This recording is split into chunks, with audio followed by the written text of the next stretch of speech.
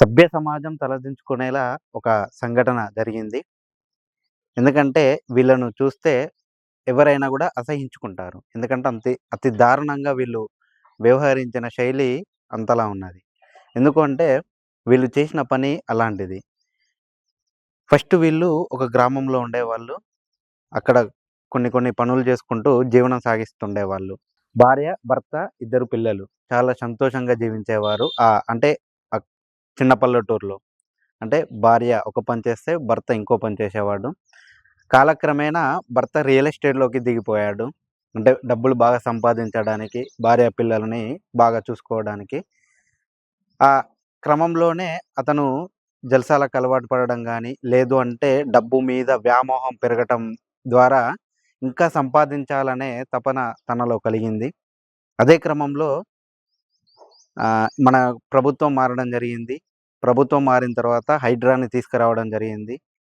ఆ హైడ్రా వలన ఈ రియల్ ఎస్టేట్ మొత్తం ఒక్కసారిగా పడిపోయింది. దానితో ఆ కుటుంబం మొత్తం చిందరవందరం అయిపోయింది. అంటే దానిపైనే ఆధారపడి బతికే ఒక కుటుంబం ఇంత దారుణానికి దిగజారింది అంటే కారణం ప్రభుత్వం అన్నదే అనుకోవచ్చు. ఎందుకంటే హైడ్రా తీసుకురావడం వలన అది ఆహ్, చేసే పనుల వలన ఈ రియల్ ఎస్టేట్ మొత్తం ఒక్కసారిగా పటాపంచలైపోయింది.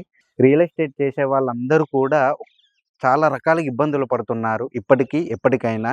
కొంతమంది ఆత్మహత్యలుగా చేసుకుంటున్నారు. కొంతమంది ఆహ్, వేరే వర్కు చేసుకుంటూ తన జీవనాన్ని కొనసాగిస్తున్నారు. అందులోనే ఇతనేం జేశాడు అంటే ఒక సిటీకెళ్ళాడు. కరీంనగర్ పట్టణానికెళ్ళేసి అక్కడనే కాపురం పెట్టేశాడు. ఇద్దరు పిల్లలు తను. తను ఏమో మామూలుగా టైలర్ షాప్ చూసుకుంటూ ఉండేది. భర్తేమో రియల్ ఎస్టేట్‌లో లాస్ రావడం వలన ఖాళీగానే ఉండేవాడు. అలాంటి క్రమంలోనే ఒక ఆలోచన వచ్చింది. ఆ ఆలోచన అసలు ఏ మగాడికి గూడా రావద్దు. ఎందుకు అంటే అతి దారుణంగా ఆలోచించాడు. అది మరి ఏ రకంగా వచ్చిందో ఖాళీగా ఉండడం వలన, సోషల్ మీడియా ఎక్కువ వాడడం వలన ఇలాంటి ఆలోచనలు వస్తాయేమో అనుకునే రీతిలో ప్రవర్తించాడు. ఎందుకంటే సొంత భార్యనే ప్రాస్టిట్యూట్ అంటే వ్యభిచారిగా మార్చడం జరిగింది. ఒకరా, ఇద్దరా అని కాదు.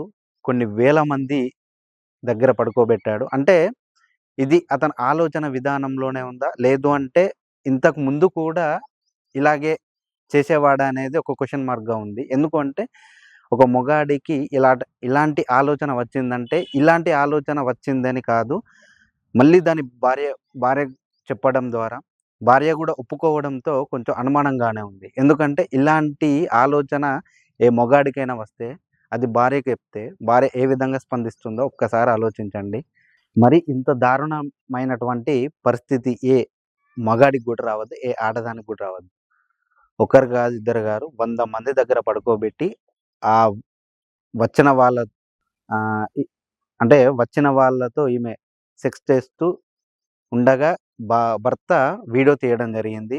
మళ్ళీ దాన్ని వాళ్ళకు చూపిస్తూ బెదిరించి వాళ్ళ దగ్గర కొన్ని కోట్లు కొల్లగొట్టడం జరిగింది. ఇదంతా కేవలం డబ్బు సంపాదించడానికే. డబ్బు అంటే ఇలా సంపాదించడం కాదు. ఎన్నో దారులు ఉన్నాయి. కానీ మరి ఇలాంటి దారుణానికి ఒడగట్టిండు అంటే, నాకు తెలిసి అంతకుముందే ఇలాంటిదేదో వ్యవహారం ఉందనే నాకనిపిస్తున్నది. ఎందుకు అంటే మరీ ఇప్పుడు అతనికి ఆలోచనొచ్చింది. దాన్ని భార్యకు చెప్పాడు. భార్య కూడా ఓకే అంది. అంటే అది కొంచెం ఆలోచించాలి. మరీ అంత అంటే దానిలోకి వెళ్ళే ముందు ఏ విధంగా ఉంటుంది? ఎలా ఉంటుందనేది ఆమెకు తెలిసుంటుంది ఆల్రెడీ. అలాంటిది దాంట్లో దిగింది అంటే కొంచెం మనం ఆలోచించాలి. ఇంకొకటేంది అంటే ఆమె చేసిన ఈ రాద్ధాంతం ఏదైతే ఉందో మళ్ళీ దాన్ని భర్త వీడియో తీస్తూ, మళ్ళీ వాళ్ళను బ్లాక్‌మెయిల్ చేస్తూ, వాళ్ళ దగ్గర డబ్బులు తీసుకొని, కరీంనగర్‌లో ఒక అపార్ట్‌మెంట్ కొని, మళ్ళీ లగ్జరీ కారు గొని, అంటే లగ్జరీగా బతుకుదామనుకున్న ఆ లైఫ్ ఇప్పుడు చిందరవందరగా అయిపోయింది. మరి పిల్లల గురించి ఆలోచించలేదా? ఎలాగో తెలవదు గానీ, పాపం పిల్లలు అనాథలైపోయారు. అంటే వాళ్ళు చావలేదు కానీ, పరారిలో ఉన్నారు. ఏది ఏమైనా గూడా వాళ్ళు అంత నీచానికి దిగజారకపోతుంటే బాగుంటుండేది. కొంచెం పిల్లల మొఖం జూసైనా వేరే దారులు ఎంచుకుంటే బాగుంటుండేదని అభిప్రాయపడుతున్నారు. ఇది ఇలాగే ఉంటే అంటే ఈ రాద్ధాంతం బయటికెలా వచ్చింది అంటే, ఇంతమందిని బ్లాక్‌మెయిల్ చేసిన అతను దొరికిపోతాడు అనే ఒక్క కోణంలో ఆలోచించలేకపోయాడు. ఎందుకు అంటే, మనం ఎన్ని తప్పులు చేసినా లాస్ట్‌కి ఏదో ఒక కోణంలో మనం ఖచ్చితంగా దొరికిపోతాము. మనం చేసిన ప్రతి పని మనల్ని వెంబడిస్తూనే ఉంటుంది. అంటే చెడు పని మన కర్మ అనేది ఒకటుంటుంది. అది అనుభవించాలి ఖచ్చితంగా. అదే ఇప్పుడయింది. ఒక లారీ డ్రైవరు ఈ రాద్ధాంతాన్ని మొత్తం బయట పెట్టేశాడు. అతని దగ్గర 15,00,000 దాకా గుంజుకున్నారు. అంటే అతను గూడా ఫస్టొచ్చాడు.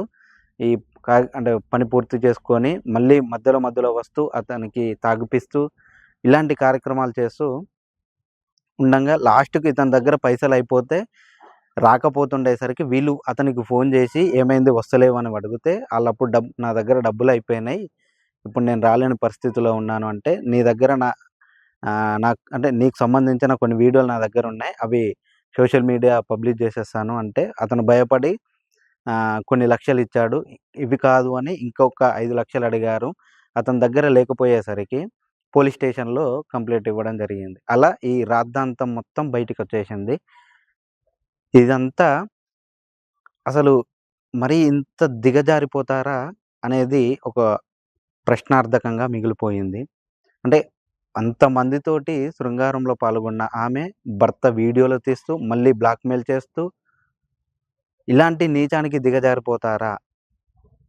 మరి ఇలా కూడా సమాజంలో ఉంటుందా? అందుకే కలియుగం అంతమైపోతుందంటే నిజమే అనిపిస్తున్నది. కొన్ని కొన్ని వార్తలు జూసినప్పుడు గానీ, కొన్ని విషయాలు విన్నప్పుడు గానీ, చూసినప్పుడు గానీ కొంచెం బాధగా ఉంటుంది. మరియు కొంచెం భయంగా ఉంటుంది. కొంచెం కోపం కూడా వస్తుంది.